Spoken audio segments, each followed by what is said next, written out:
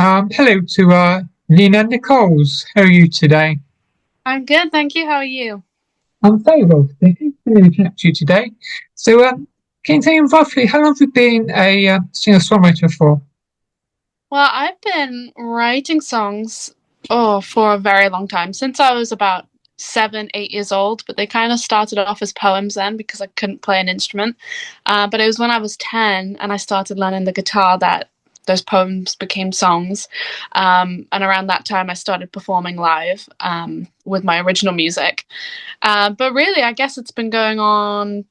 I was 16, like properly, consistent gigs. So a very long time.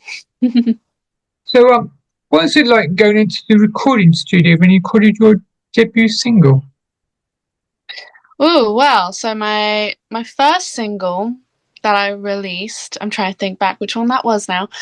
So I've had a couple of different experiences. So one called Nervous, that was the first song I ever put out. And that was a cool experience, but I was used to be a very shy young girl. So I often found recording extremely hard. I found it hard to say what I wanted, to verbalize how I wanted things to sound. And it wasn't really my favorite thing to do in music. I found it very difficult. And then the older I've got, the more confident I obviously am now. And I actually really enjoyed the recording experiences to every song I do. I record a lot in Nashville as well.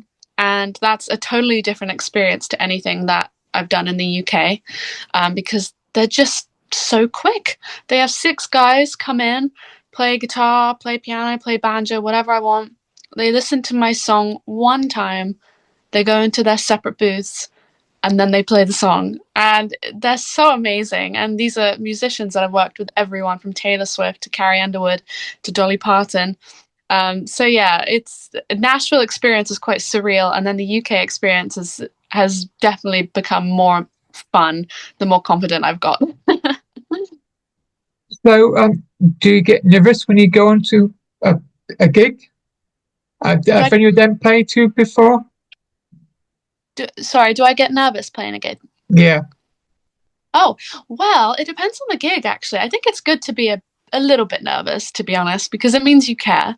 Um, but for obviously like the regular gigs I do around like Bristol area, Bath area, there's a gig I do in London every month called Lil Nashville, and it's a country bar in Chiswick, and it's so much fun.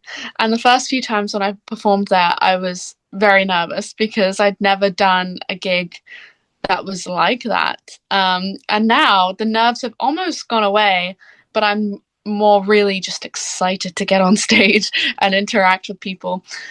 So yeah, sometimes I do get nervous. Depends on the gig, I suppose. Like, if I'm used to it, then it becomes less nerve-wracking because I know what to expect. But for other shows, it can be a little bit daunting, especially when you've never dealt with an audience in that specific area before. You just don't know what you're going to get sometimes. So, can you tell me more about your single that release called Nervous? Yes, the first single I put out was called Nervous. And I was about 17 when I wrote that and released it. And I wrote it in about 15 minutes before going to my driving lesson.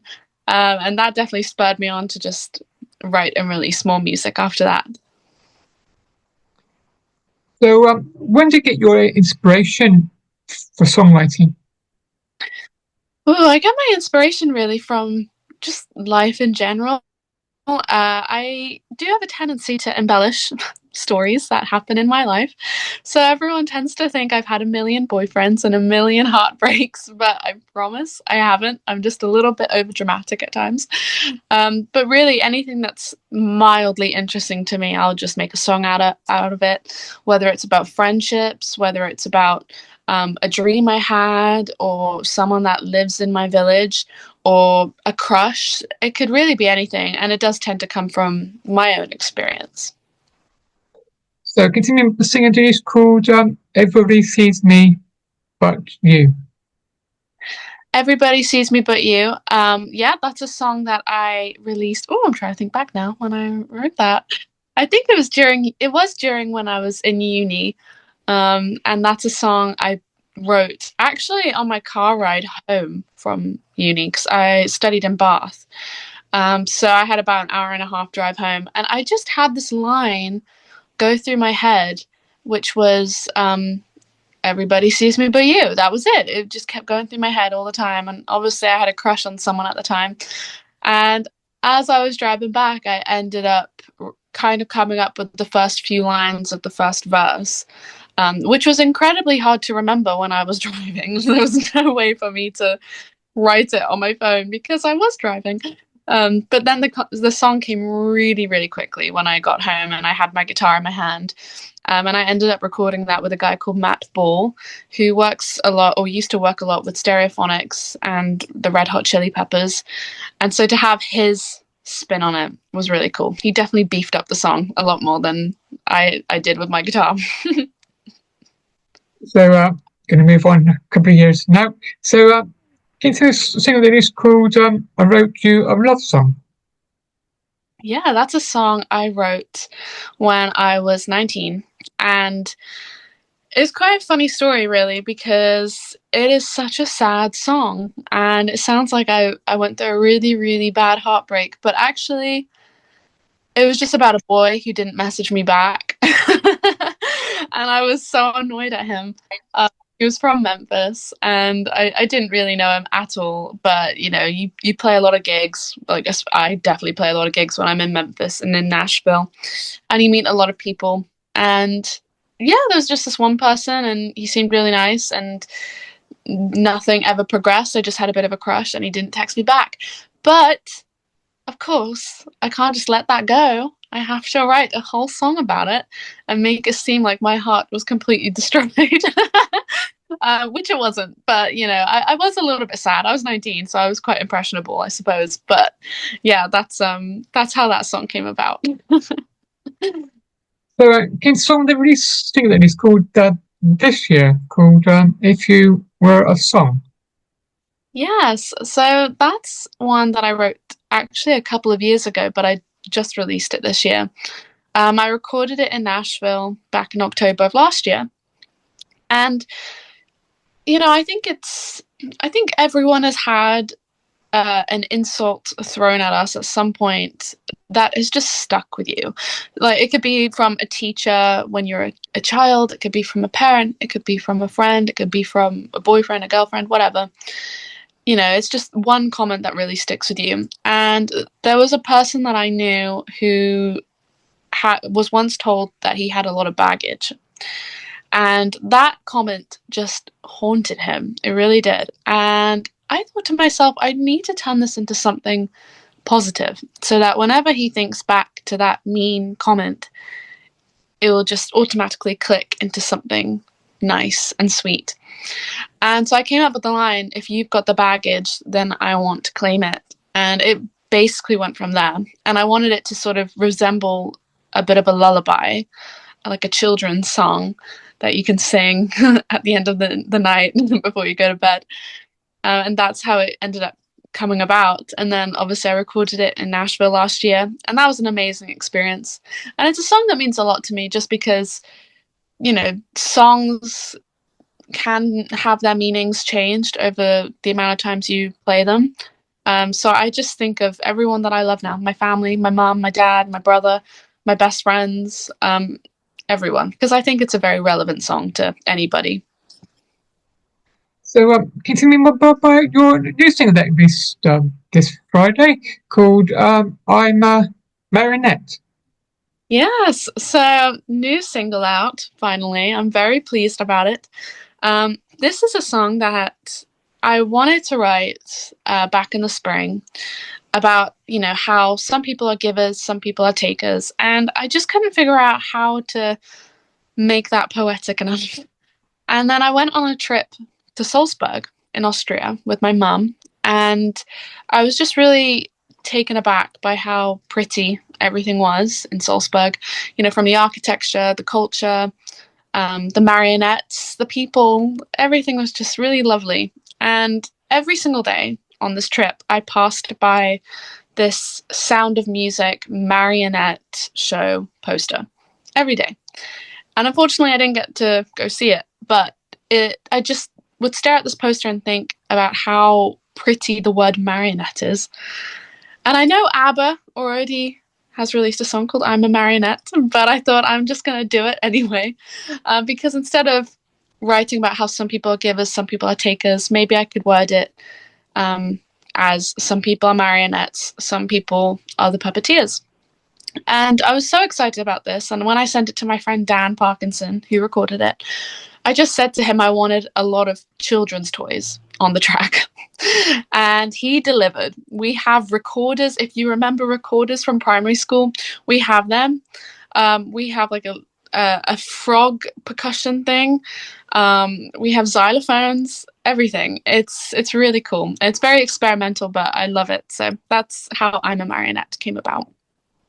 So are you working on any new music in the near future? Yes, I am. I'm actually working on an EP. Actually, I say working. I finished it. But I'm gonna be releasing it a single at a time. So I have about two more songs left to come off this EP, and then the whole thing will be out. So if anyone's interested in buying one, you can just keep an eye out on my social media, and it should be out. I would say probably in the next 6 months or so. I mean, probably less than 6 months, because I'm so excited about these songs. I just want them out. So yeah, I'm working on an EP. Well, it's finished. I just got to release the songs.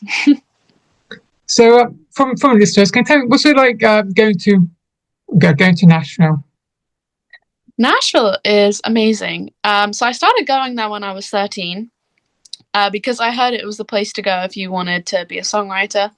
And so I begged my parents to take me there, and they finally did when I was 13. And everybody, like everyone in the family, loved it.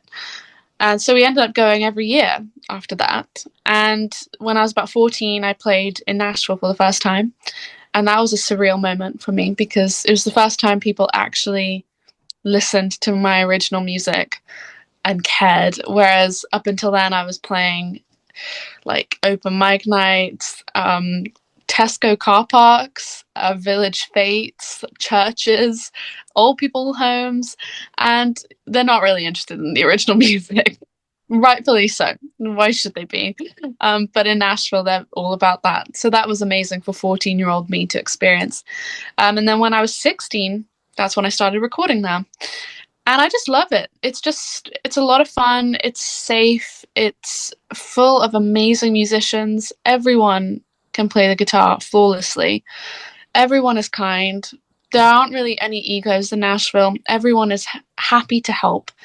And that's what I love most about it. You know, they do say people make the place, and they're absolutely right. And from Nashville, I would go to Memphis a lot, and it's the exact same feeling I get in Memphis as well. The people make the place, and Memphis is very special to me because of that.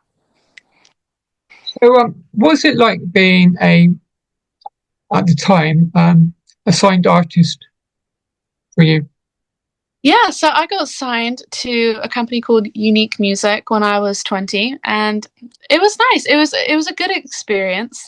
You know, you learn a lot from record labels, and like you hear so many stories from artists these days, whether it was positive or whether it's negative. But I really think you gotta experience it yourself. And so it was interesting. I got to record quite a few songs, like Everybody Sees Me But You. I wouldn't have met Matt Ball if it weren't for the record label.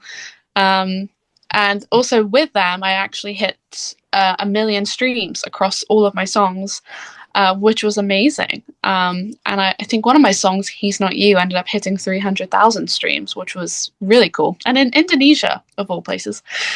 So yeah, it was a good experience. I'm glad I went through it. I'm glad I got to meet the people that I did, and I'm still in touch with a lot of them now. So it was fine. And then last year, yeah, I decided to go independent just because I wanted to release an EP, and that's literally the gist of it. I just wanted to do that. So have you got any gigs coming up in the near future? Have I got any what? Sorry? Gigs coming up in the near future? Yes, I do. I have loads of gigs actually. So probably the best way for people to find that is through my Instagram or Facebook. It has a list of them. But off the top of my head, I'm playing Little Nashville in Chiswick Saturday, which Saturday, I'm trying to think of the date now. 20th, I believe. Yes, it's the 20th. And that'll be a lot of fun. That's a ticketed event though. So if you want to come, I recommend buying tickets or booking a table. On Sunday, I'm playing at the A Cappella in Pentuck, just outside of Cardiff. I'm opening up for a band called Barbara, and they're great. They're a great brother duo. So I'm really looking forward to opening up for them. And then the following week, I'm trying to think now off the top of my head again. I think I'm in Bristol and in Bath. But again, all my gig dates are on my Instagram and Facebook. So make sure to check it out, everyone. Have you got any other socials that you use? Well, I do use a bit of TikTok. I'm not great at it, but I try my best. I use Facebook, Instagram. I don't, yes, and YouTube as well. So those are the main ones that I do use. Think let me chat to you today. Sorry? Think let me chat to you today. No, thank you for letting me chat to you. I really appreciate it. Thank you for taking the time to speak with me. Enjoy the rest of your day. And you. Thank you. Bye. Goodbye.